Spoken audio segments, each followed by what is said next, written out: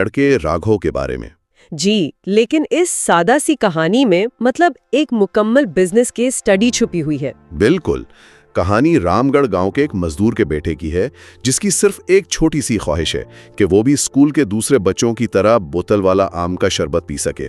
और यही ख्वाहिश, यही छोटी सी महरूमी एक पूरे कारोबार की बुनियाद बन जाती है। तो आज हम उसी की तहों को खोलेंगे कि कैसे एक घरेलू हल एक कामयाब बिजनेस मॉडल में बदल गया। और ये कहानी हमें बताती है कि कारोबार के सबसे बड़े सबक अक्सर बहुत ही आम सी जगहों पर मिलते हैं, यानी हमारे अपने घरों में। तो चले शुरू से शुरू करते हैं।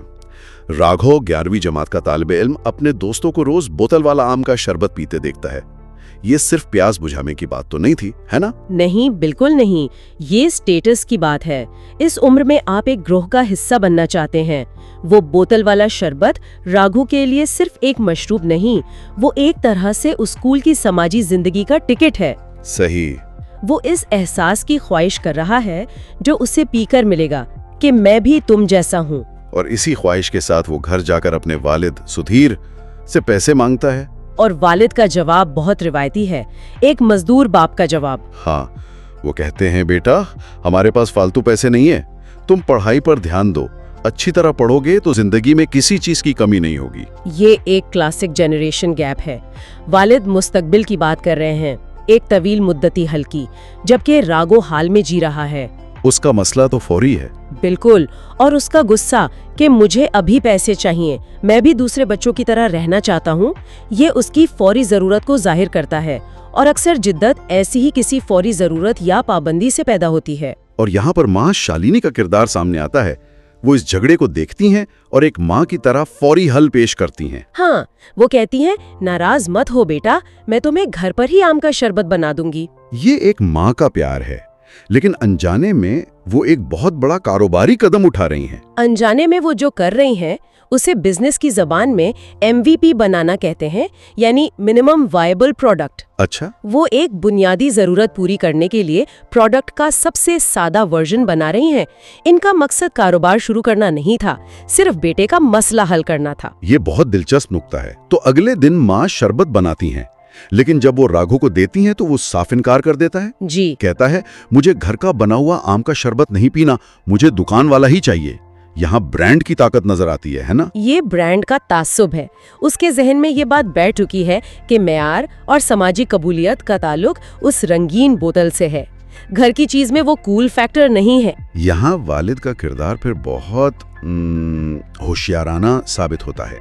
वो डांटने के बजाय एक पेशकश करते हैं। हाँ, वो कहते हैं कि बस एक घूंट पी कर देखो, अगर पसंद ना आया तो मैं वादा करता हूँ मैं खुद तुम्हें दुकान से बोतल वाला शरबत ला कर दूंगा। एक तरह से मनी बैक गारंटी दे दी। बिल्कुल। ये एक शानदार नफ्सियाती हरबा है। उन्होंने राघु के लिए रिस्क खत्म कर दिया। अब आजमाने में कोई नुकसान नहीं था। बिजनेस में इसे कहते हैं reducing the barrier to entry, यानी ग्राहक के लिए आपकी प्रोडक्ट आजमाना आसान बना दो। जी, मुफ्त सैंपल, ट्रायल पीरियड, ये सब इसी उसूल पर काम करते हैं। और नतीजा मतलब हैरानकुन निकलता है। राघव शरबत चखता है और उसकी आंखें खुल जाती हैं। उसे वो इतना पसंद आता है कि वो पूरा गिलास पी जाता है। और अपनी माँ से कहता है, माँ ये बहुत अच्छा है, अब मुझे बाजार वाला शरबत नहीं चाहिए। ये कहानी का पहला और सबसे अहम मोड़ है। ये है वो प्रोडक्ट डिस्कवरी का जादुई लम्हा, जब आपको एहसास होता है कि आपने इत्तेफाकन कोई ऐसी चीज बनाई है जो मार्केट में मौजूद चीजों से कहीं बेहतर है। सही। यहाँ सबक ये है कि आखिर में प्रोडक्ट का मेयार ही सबसे अहम होता है। अगर प्रोडक्ट में दम है तो वो ब्रांड के तासुब को भी तोड़ सकती है। उसके बाद राघव अगले दिन वही शरबत स्कूल ले जाता है। ये एक तरह से उसकी प्रोडक्ट की पहली मार्केट टेस्टिंग थी। जी, एक गैर रस्मी टेस्टिंग। कुछ बच्चे तो मजाक उड़ाते हैं, लेकिन उसका दोस्त सूरज और कुछ दूसरे उसे चखते हैं और हैरान रह जाते हैं। और सूरज क्या कहता है? वो कहता है, यार राघव, ये तो बाहर वाले शरबत से भी 1000 गुना बेहतर है, तुम्हारी माँ के हाथ में तो जादू है। ये दोस्तों का ग्रुप उसका पहला फोकस ग्रुप बन गया। इनकी तरफ से मिलने वाली ये गैर रस्मी तस्दीक, जिसे मार्केट वैलिडेशन कहते हैं, किसी भी इश्तिहारी मुहिम से ज्यादा ताकतवर होती है। और फिर कहानी में एक नया बहरान आता है। वालिद बीमार पड़ जाते हैं और घर की आमदनी बंद हो जाती है। और यही बहरान इस मौके को जन्म देता है। राघो जिम्मेदारी उठाने का फैसला करता है और स्कूल के बाद आम बेचना शुरू कर देता है। ये एक नेक नियत कदम है, लेकिन इसका पहला ख्याल आम बेचने का है, शरबत बेचने का नहीं। ये एक आम सोच है। हम अक्सर सबसे आसान रास्ता इख्तियार करते हैं। और यहीं पर उसका दोस्त सूरज एक बार फिर कहानी का रुख बदल देता है। वो राघो को आम बेचते हुए देखता है और एक मशवरा देता है। और वो मशवरा क्या था? वो कहता है, राघो तुम आम क्यों बेच रहे हो? तुम आम का शरबत बनाकर क्यों नहीं बेचते? इसमें तुम्हें ज्यादा मुनाफा होगा। आंटी वैसे भी इतना मजेदार शरबत बनाती हैं। ये है वो लम्हा, इसे कहते हैं वैल्यू एडिशन, यानी कदर में इजाफा। मतलब ये कि आप 10 रुपए का आम लेते हैं, उसमें थोड़ी मेहनत, अपनी माँ की तरकीब, पानी और चीनी शामिल करके उसे 30 रुपए के शरबत में बदल देते हैं। ये जो 20 रुपए का फर्क है, यही वैल्यू है। जबरदस्त। दोस्त के इस केक मशवरे ने राघो को एक मजदूर से एक कारोबारी शख्स में बदलने का रास्ता दिखा दिया। और ये बात राघो के जहन में क्लिक कर जाती है। वो घर जाकर अपनी माँ को सब कुछ बताता है और वो अगले दिन से शरबत बेचना शुरू कर देता है। हाँ, आमों के साथ साथ शरबत के ग्लास भी। शुरू में उसे मुजाहिमत का सामना करना पड़ता है।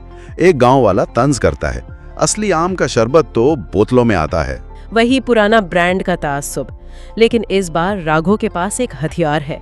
उसके पास सोशल प्रूफ है। उसके दोस्त? जी, उसके दोस्त उसकी प्रोडक्ट को आजमा चुके हैं और पसंद कर चुके हैं। और वही दोस्त अपने वालिदैन को लेकर उसके पास आते हैं। जब गांव के बड़े उस शरबत को चखते हैं और तारीफ करते हैं तो खेल बदल जाता है। बिल्कुल, उसका काम चल पड़ता है। और ये कामयाबी किसी इश्तिहार की वजह से नहीं, बल्कि वर्ड ऑफ माउथ मार्केटिंग की वजह से होती है। एक मुतमईन गाहक 10 और को बताता है। और गांव जैसे छोटे माशरे में ये और भी तेजी से काम करती है। यहाँ भरोसा बहुत अहमियत रखता है। और फिर तो कारोबार फैलता ही चला जाता है। जल्द ही उसका शरबत आसपास के देहात में भी मशहूर हो जाता है। उसकी माँ भी मजदूरी छोड़कर उसके साथ काम में लग जाती है। ये कारोबार को बढ़ाने यानी स्केलिंग का पहला मरहला है। माँ का साथ देने से पैदावारी सलाहियत भी बढ़ी और क्वालिटी कंट्रोल भी बेहतर हुआ। कुछ पैसे जमा होने पर वो एक छोटी सी दुकान किराए पर ले लेता है।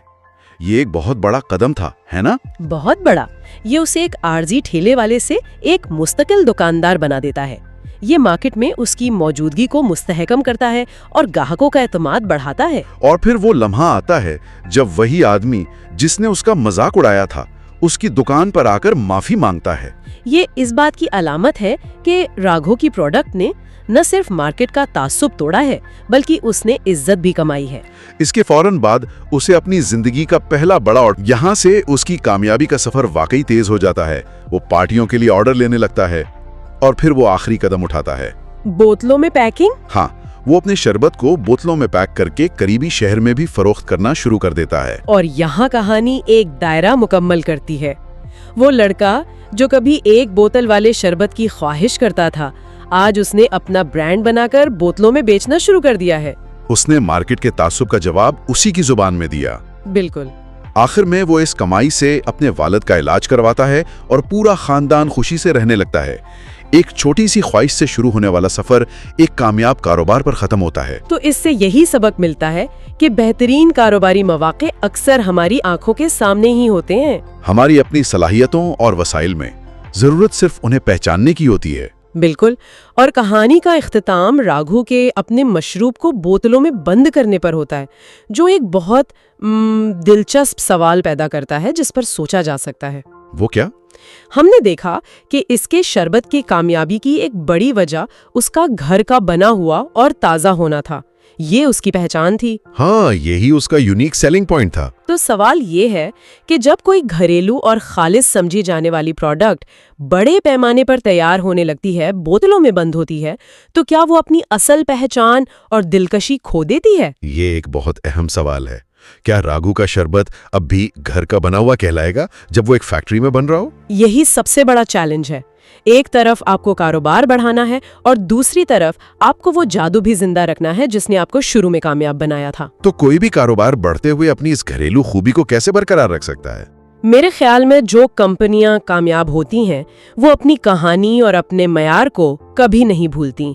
वो शायद अब हर बोतल हाथ से न बनाती हों, लेकिन वो इस बात को यकीनी बनाती हैं कि उनकी तरकीब वही रहे, उनके असूल वही रहें और वो अपने ग्राहकों को ये एहसास दिलाते रहें कि वो अब भी उसी छोटे से गांव वाले राघव से खरीद रहे हैं, चाहे उसका कारोबार कितना ही बड़ा क्यों ना हो जाए।